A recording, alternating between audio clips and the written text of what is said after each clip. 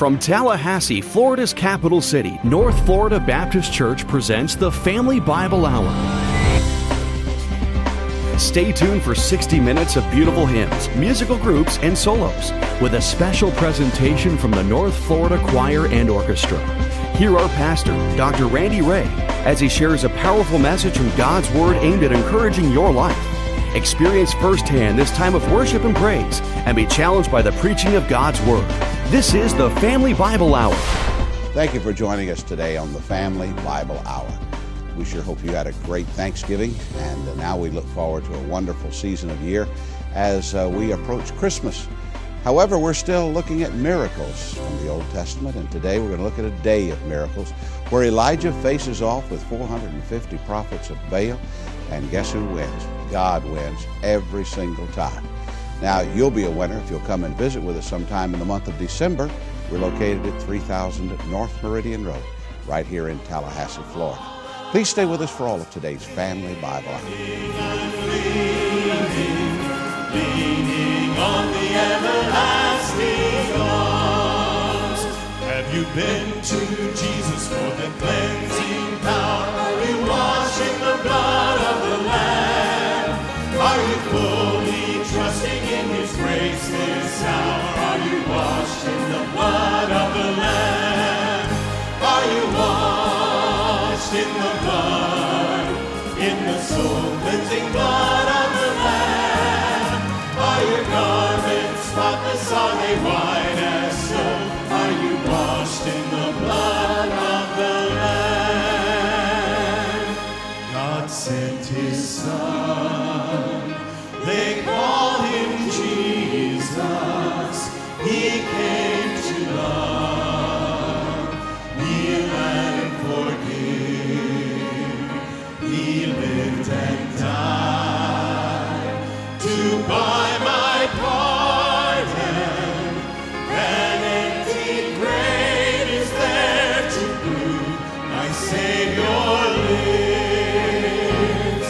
Because He lives, I can face tomorrow.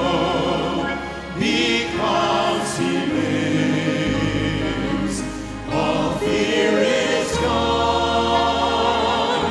Because I know He holds the future, and life is worth the living just because He lives.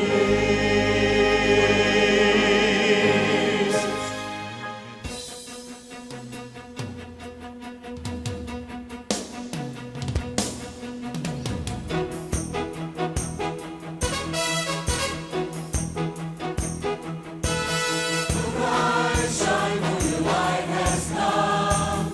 Your light has come.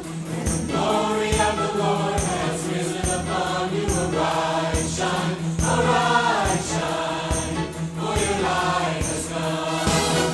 Arise, shine, for your light has come. Your light has come. And the glory of the Lord has risen upon you. Arise, shine,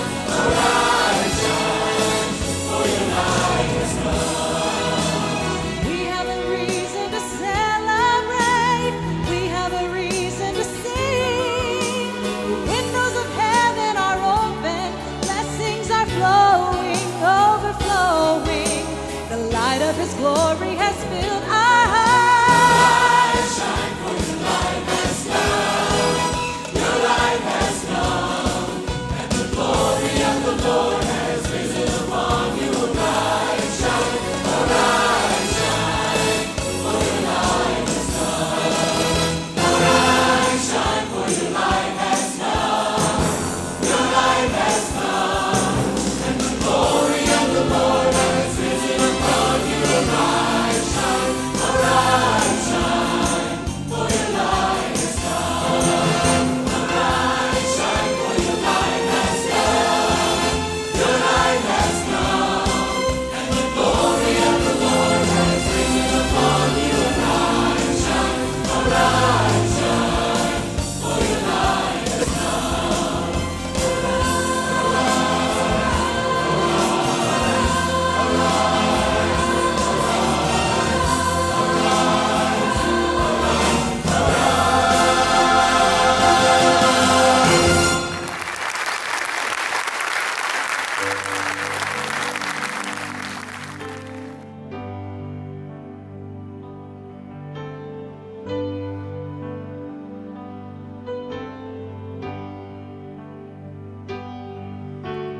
on that time when you accepted Christ, prayed to receive Him.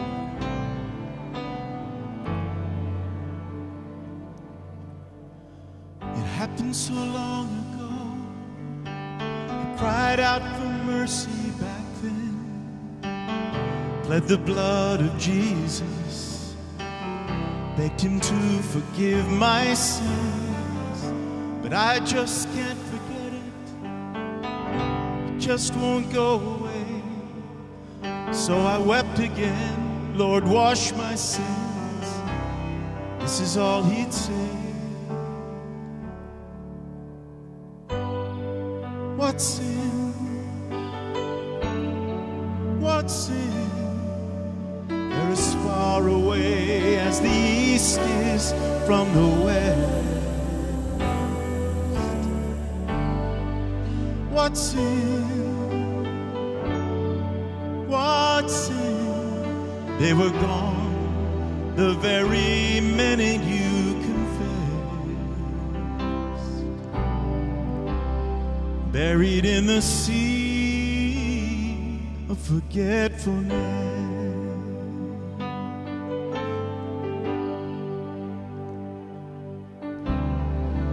Heaviest thing you'll carry is that load of guilt and shame.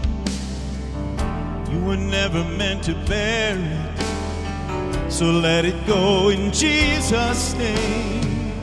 Our God is slow to anger, He's quick to forgive our sins, so let Him put them under the blood. Don't bring them up again, 'cause He'll just say, what sin? What sin? They're as far away as the east is from the west. What sin? What sin? Oh, they were gone the very minute you confessed. Buried in the sea of forgetfulness.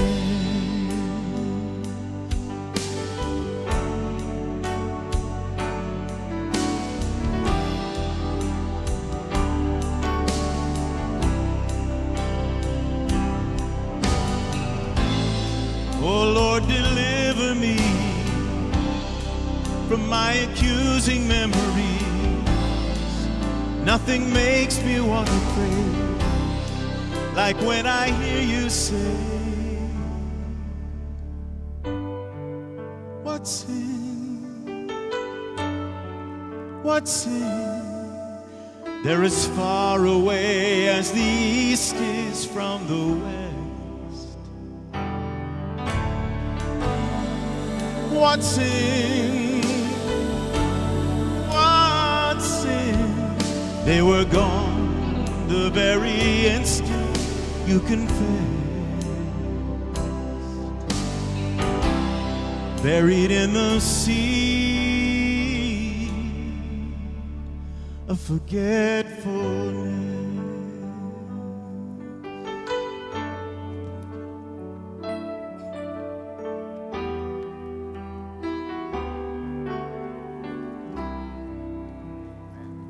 Amen. Thank you, Larry. Thank you, Larry. Thank you so much. I appreciate that. I don't get to hear Larry sing enough. He does a wonderful, wonderful job. Thank you for being here. This is, of course, his Thanksgiving week, and I preached my Thanksgiving sermon last Sunday. I will not be preaching a Thanksgiving sermon today.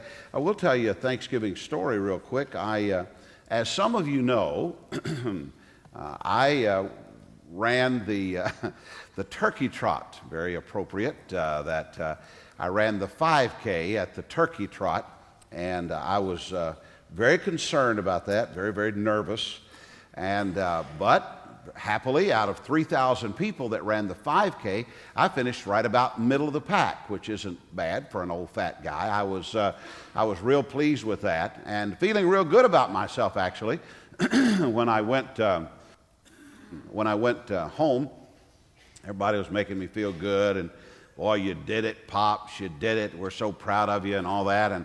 And I felt good about it. And then I just sat down and just trying to milk it for all it was worth, you know. I looked over at Carly and I said, wow, Carly, I ran that thing today. I said, how many calories do you think, you know, because I was thinking of what was to come, you know. I said, how many calories do you think I burned up today running that 3.1 miles? And she looked at me and she said, about 300. And I thought to myself, what's the point? I mean, you can, on Thanksgiving, you can walk in the kitchen and take a deep breath and suck in 400 calories. I was just, and you know, and I hurt the rest of the day, but very, very painful. I was so proud of running the turkey trot, but then I couldn't get out of the chair, and it was really quite the day. But so 300 calories. I'm thinking she's off. I think that she must have thought that she would run 300 calories, but I weigh approximately 3 times what she weighs, and so maybe I burned more than that. I may do it again, though. The title of the message this morning is A Day of Miracles. We're going to look at a whole time span of miracles from 1 Kings chapter 18, and we're going to look at the entire chapter, and don't panic, we're going to kind of pace ourselves. We'll run it like the 5K, okay? It has now been 3 years since Elijah declared that to Ahab that a drought would come and bring famine to the land, and during that time, Ahab has been searching for Elijah. He's been searching high and low, looking for Elijah, but God had hidden Elijah. First, God hid him by a brook called Cherith. You'll recall that at the brook, he fed him by a raven, bringing him bread and flesh in the morning and in the evening. And then after the brook dried up, and Elijah watched the brook dry up, but after the brook dried up, Elijah was sent over to Zarephath, and there a widow woman and her son, who thought that they were about to have their last meal and die, a widow woman and her son were provided for as they provided for the man of God. And so the time has come for the drought to end.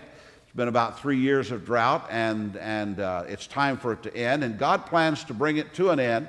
And he's also going to make a point to Ahab and those who worship false gods. It's amazing to me how God can make a point, and it's so obvious to everyone except those who need to get the point.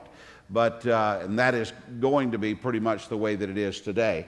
But I want to start by giving you some backdrop to what I call a day of miracles. And today I'm reading from the English Standard Version of the Word of God. 1 Kings chapter 18 and verse 1.